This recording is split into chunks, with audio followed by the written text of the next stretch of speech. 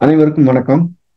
மதா பிதா குரு தெய்வங்களை வணங்கி எம்பெருமான் ஸ்ரீ உச்சிஷ்ட மகா கணபதி அனைவருக்கும் நீண்ட ஆயுளையும் நிறைந்த செல்வத்தையும் உயர்ந்த புகழையும் மெய்ஞானத்தையும் பேரறிவையும் பிரசன்ன ஞானத்தையும் பிரபஞ்ச அறிவையும் பெருமையுடன் வழங்கட்டும். அனைவருக்கும் எனது மானசீகமான வாழ்த்துக்கள், மானசீகமான ஆசைகள். அனைவரையும் ஜிகேஸ்டோ அன்புடன் வரவேற்கிறது. நம்ம இன்னைக்கு பார்க்க போற பதிவுல ஒரு ஜாதக பலனை முன்னிருந்து எடுத்துச் செல்வது லக்னமா ராசியா, லக்னம் வலுவானதா ராசி வலுவானதா அப்படின்னு இருக்கும். இது ரெண்டுமே சம பங்கு வகிக்குதுங்கிறதுல எந்த மாற்று கருத்துமே கிடையாது. லக்னம் என்பது உயிர், சந்திரன் என்பது மனசையும் உடம்பையும் குறிக்கிறது. வெறும் உயிர் மட்டும்தான் பெருசுன்னு உடம்பு வேணாலும் நோயாளி இருந்து இல்லை பெட்ல இருந்து என்ன பண்ண போகும்? சரி, வெறும் உடம்பும் மனசு இருந்த போதும், உயிர் இல்லாம தான் என்ன பண்ண போறோம்? ரெண்டும் சமமா இருக்கணும். ஆனா எது அதிக பலனை அளிக்கிறது அப்படிங்கிறத நம்ம இதுல பார்க்க போறோம். எது பலமான பலனை தரப்போகுது, எது வாழ்வில் முக்கிய பங்கு வகிக்கிறது அப்படின்னு தான் சொல்ல போறோம். அப்போ ஒரு ஜாதகத்தை வாங்கி பார்க்கிறோம். லக்கணத்திலையும் கிரகம் இல்லை, சந்திரன்லையும் கிரகம் இல்லைன்னா லக்கணம் வலுவானது. விதி நம்பர் 1. லக்கணத்துல கிரகமே இல்லை, சந்திரனோட 2 கிரகம் இருக்குன்னா சந்திர லக்கணம் ரொம்ப வலுவானது. அது எதுவும் மாற்று கருத்து கிடையாது. அப்ப நம்ம எடுத்து பார்க்கறது லக்னத்துல ஏதேனும் கிரகம் இருக்கா, கிரகம் இருக்கிறதோட சேர்ந்து வேற கிரகங்கள் லக்கணத்தை பார்க்கலாம் அப்படின்னு பார்க்கிறோம். இருந்தது அப்படின்னா அவை வலுவானவை.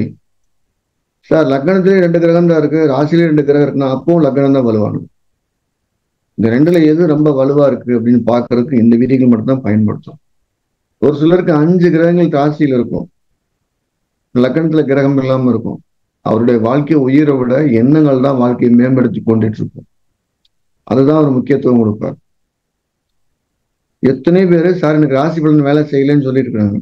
அவங்க ஜாதகத்தை எடுத்து பார்த்தோம்னா லக்னத்துல 3-4 கிரகம் இருக்கும், சந்திரன் கூட கிரகம் இல்லாம இருக்கும். அவங்க ஜாதகத்துல ராசி பலன் அசைகிறத விட லக்கணத்தின் பலன் தான் அதிகம் பலனை தருகிறது. அதுல இதை நம்ம திரும்ப திரும்ப கொஞ்சம், லக்னம் பெரியதா ராசி பெரியதா, லக்கணத்துக்கு எத்தனை கிரகத்தோட தொடர்பு இருக்குன்னு பாருங்க. அந்த ராசியை விட ஒரு கிரகம் வலுவா இருந்தாலும் கூட லக்கணமே பெரியது. லக்கணத்துல எந்த கிரக தொடர்பும் இல்லை, சந்திரனுக்கு தான் கிரகங்கள் தொடர்புனா ராசியே பெரியதுன்னு எடுத்துக்கலாம். இதுதான் இதோட ஏற்றியம். அடுத்து லக்னம் கொடுக்கக்கூடிய பலன்கள் எப்படி இருக்குன்னா வாழ்வியல்ல மாறாத பலன்களை தான் கொடுக்கும் அதிகமா. ராசி கொடுக்கக்கூடிய பலன்கள் பார்த்தீங்கன்னா எப்ப வேணாலும் அதுல மாற்றமோ இல்லை உயர்ந்ததுல இருந்து தாழ்ந்ததோ தாழ்ந்தது உயர்ந்தோ மாறக்கூடிய பண்பும் சேர்ந்து கொள்ளக்கூடியது. மாற்றமும் இருக்கு, அது அசையக்கூடிய தன்மைதான். லக்னம் கொடுக்கக்கூடிய பலன்கள், லக்னம் கொடுக்கக்கூடிய செயல்பாடுகள் எப்படி இருக்கும்னா காலத்தால் அழியாதவையா இருக்கும். அது ஒரு பேரை கொடுத்துட்டு தான் போயிடும். அது மறக்க முடியாத நினைவுகளை கொடுக்கும். ஜாதகம் பார்க்கும்போது சிலர் கேட்பாங்க, சிலர் காதல மறக்க முடியாதுன்னு சொல்லுவாங்க. அதுக்கு என்ன காரணம்? லக்னத்துக்கு 5ஆம் இடமும் 5ஆம் அதிபதியும் வலுவா இருக்கிற காலத்துல வந்த காதல்கள் அது மறக்கவே முடியாது. ஒரு சந்திரன் கூட புதனோ சந்திரன் கூட சுக்கரனோ சம்பந்தப்பட்டிருக்கிற அந்த காதல் எப்ப வேணாலும் மாறுவதற்கு உட்பட்டது,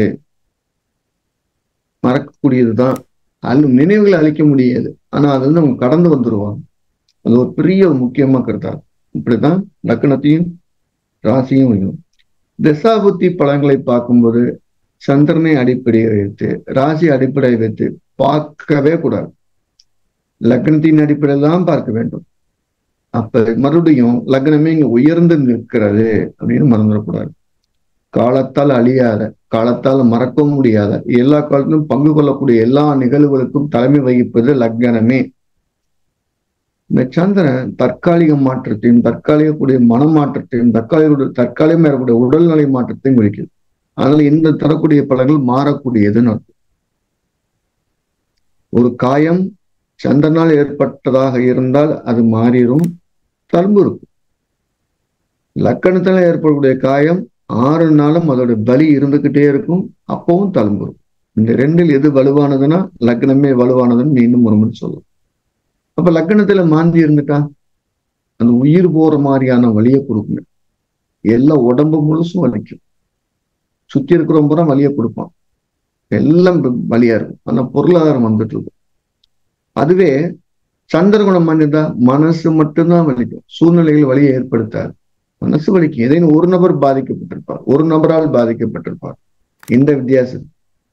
நாம செப்டம்பர் 4ஆம் தேதி ஆன்லைன்ல மாந்தியை பத்தின ஒரு விரிவான வகுப்பு நடத்த போறோம்.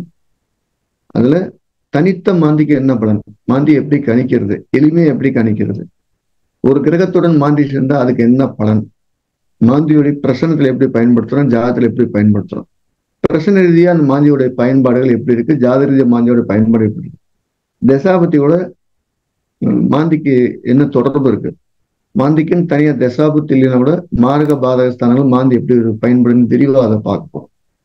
நம்ம எடுத்துக்கிட்ட தலைப்புன்னு பார்க்கும்போது லக்கணத்தில் மாந்தி இருந்தா அது கூடுதல் வலியை தருகிறது. சந்திரன் கூட இருக்கும்போது அந்த மாந்தி மன லெவல்ல கொடுக்குது, அது மாற்றத்தை தரத்தக்கது. சந்திரன் கூட மாந்தி இருக்கும்போது அவருக்கு ஒரு மரண வலியும் மரண பயம் ஏற்படுது. அதனால அவருடைய பாதிப்போட அளவு வெறும் 20%. லக்கணத்துல மாந்தி இருக்கும்போது அந்த கண்டவங்களை, அந்த கண்டத்தை, அந்த வலியை நீண்ட காலம் அனுபவிக்கிறார். அப்பவும் பாத்தீங்கன்னா லக்கணத்துல மாந்தி பெருசா சந்திரன் மாந்தி, லக்கணத்துல இருக்கிற மாந்தி தான் வலிமையான பலன்களை கொடுக்கறது இருக்கு. இந்த லக்கணத்துல இருக்கிற மாந்திக்கு கூடுதலா இன்னொரு விஷயம் என்னன்னா, எல்லா உறவுகளையும் காயப்படுத்தினாலும் கூட பொருளாதாரத்துல ஒரு வளர்ச்சியை கொடுக்குதுங்கிற ஒரு பிளஸும் அதுல இருக்கு அப்படிங்கிறத நம்ம வச்சுக்கிறோம். நம்ம ஜிகாஸ்ல என்ன பண்ணிட்டு இருக்கோம்னா, ஜோதிடம் எல்லாருக்கும் போய் சேரணும் அப்படிங்கிறதுக்காக ஜோதிட விதிகளை எளிமைப்படுத்தி கணிதங்களுடைய அளவுகளை குறைத்து எல்லாத்துக்கும் எளிமையா கற்றுக் கொடுத்து வர்றோம்.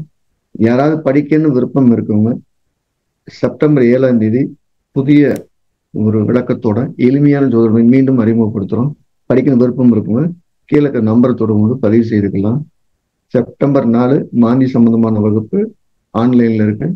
செப்டம்பர் 7 ஜோதிடம் அடிப்படை சம்பந்தமான வகுப்பு ஆன்லைன் நடக்க காத்திருக்கு. அனைவரும் படிச்சுக்கலாம். இந்த ஜோதிடம் படிக்கிறதுல என்ன சார் நடக்கும், ஒரு விஷயத்தை நம்ம எப்படி அணுகணுங்கிற ஒரு அணுகுமுறை நமக்கு தெளிவா தெரியும். இந்த அணுகுமுறையில ஜோதிடம் படிப்பதற்கு முன் நீங்க அனுபவிக்கிற இல்ல அனுபவம் முறை, அதுக்கும் அணுகிற முறைக்கும் உள்ள வித்தியாசத்தை, ஜோதிடம் படிச்சதுக்கு பின்னால உங்களுடைய அனுபவம் அணுகுமுறை நிறைய வித்தியாசம் இருக்கும். ஸோ உங்களை நீங்க மேம்படுத்திக் கொள்ள இந்த வித்தை அற்புதமாக பயன்படும் சொல்லி வாழ்த்துகிறேன், வணங்குகிறேன். எல்லா வல்ல எம்பெருமான் ஸ்ரீ உச்சிஷ்ட மகாகணபதி அனைவருக்கும் நீண்ட ஆயிலையும் நிறைந்த செல்வத்தையும் உயர்ந்த புகழையும் மெய்ஞானத்தையும் பேரறிவையும் பிரஞ்சந்த ஞானத்தையும் பெருமையுடன் வழங்கட்டும். அனைவருக்கும் எனது மானசீகமான வாழ்த்துக்கள், மானசீகமான ஆசைகள்.